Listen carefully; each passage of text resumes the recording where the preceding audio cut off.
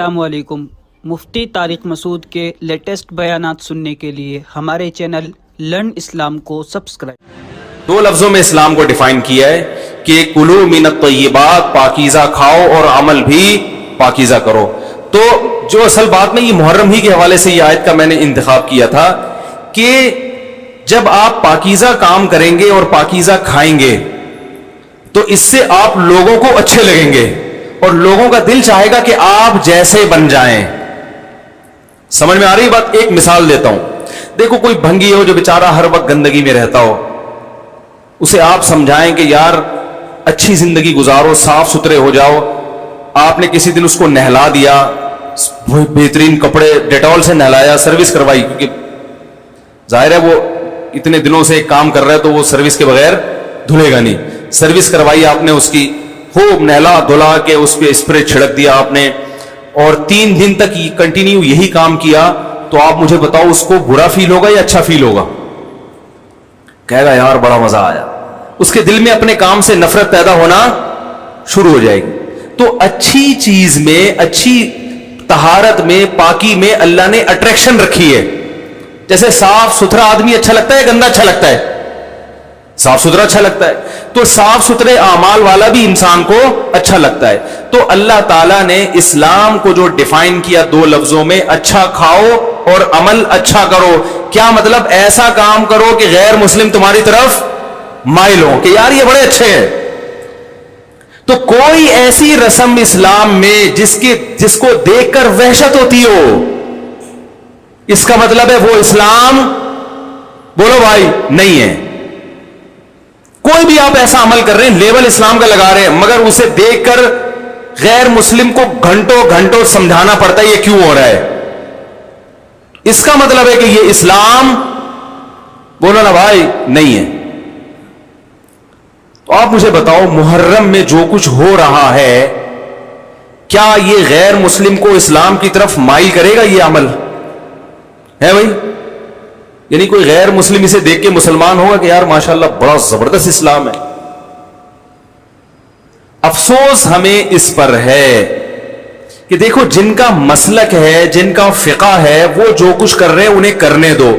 اپنے بارے میں یہ فیصلہ کرو کہ ہم سنی ہیں یا شیعہ ہیں۔ فرقے شروع سے چلے آ رہے ہیں نا، شیعہ اور سنی، ختم کرنا تو ممکن نہیں ہے۔ تو حضرت عیسیٰ علیہ السلام جب نازل ہوں گے تو تلوار کی زور سے تمام فرقوں کو ختم کر دیں گے۔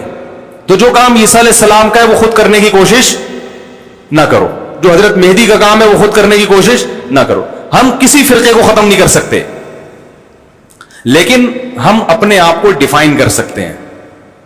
ہم یہ بتا سکتے ہیں کہ ہماری رائے میں صحیح کیا ہے۔ تو میرے بھائی، نبی صلی اللہ علیہ وسلم نے فرمایا 73 فرقوں میں سے ایک جنتی ہے، تو یا تو ادھر چلے جاؤ، یا بولتے کیوں نہیں؟ ابھی نہیں بول رہے تو پھر عمل کیسے کرو گے؟ یا تو پورے ادھر چلے جاؤ یا پورے ادھر آ جاؤ۔ مجھے خدا کی قسم اس پر کوئی اشکال نہیں ہوتا کہ شیعہ لوگ ماتم کیوں کر رہے ہیں، شیعہ لوگ یہ سب کچھ کیوں کر رہے ہیں، وہ جو ہے وہ مرثیے کیوں پڑھ رہے ہیں، مجھے اس پر اشکال نہیں ہوتا۔ ان کے دلائل ہوں گے ان کے پاس، ان کے علماء ان کو بتاتے ہیں۔ وہ کب کہتے ہیں کہ ہم سنی ہیں؟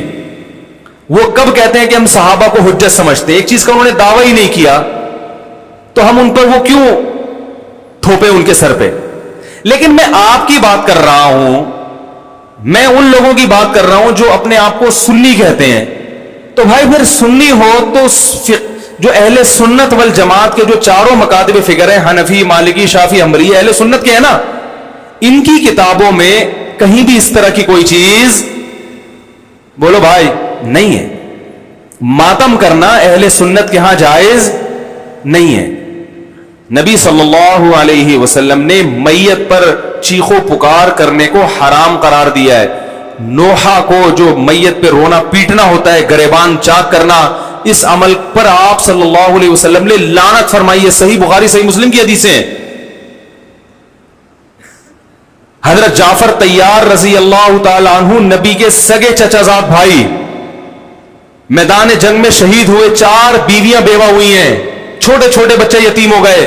آپ نے ان کی بیویوں کو زور سے رونے کی اجازت نہیں دی۔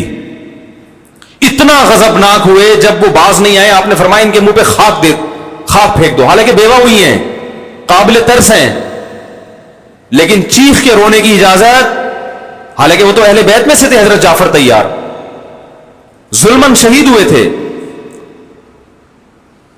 ہماری نظر میں حضرت حسین رضی اللہ تعالی عنہ کا قتل کربلا میں یہ تاریخ کا بدترین ظلم, اس لیے بدترین ظلم کہ آپ غیر مسلموں کے ہاتھوں شہید نہیں ہوئے, بلکہ ان لوگوں کے ہاتھوں شہید ہوئے جو اپنے آپ کو مسلمان کہتے تھے, اور مسلمانوں کی قیادت اس وقت ان کے ہاتھ میں تھی, حکومت ان کے ہاتھ میں تھی.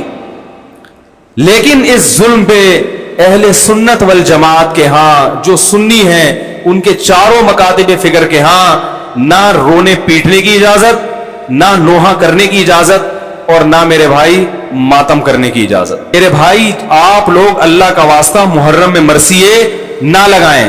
ہر گاڑی میں کوئی نوحہ چل رہا ہے, کوئی شیعہ ہے تو ٹھیک ہے وہ کرے, سنیوں پہ یہ کام زیب نہیں دیتا, کیونکہ یہ منافقت ہے. پتہ ہی نہیں چل رہا آپ ادھر ہو یا آپ ادھر ہو, آپ کا مسلک کہیں نہیں پتا چل رہا. ہمیں ایک مسلک کو فالو کرو. ہمارے ہاں محرم منحوس مہینہ نہیں ہے, ہمارے ہاں محترم مہینہ ہے, مبارک مہینہ ہے. امہات المومنین میں سے بعض کی اس مہینے میں شادی ہوئی ہے.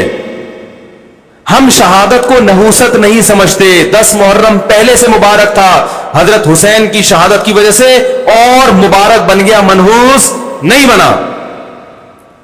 شہادت مبارک عمل ہے, منحوس نہیں ہے.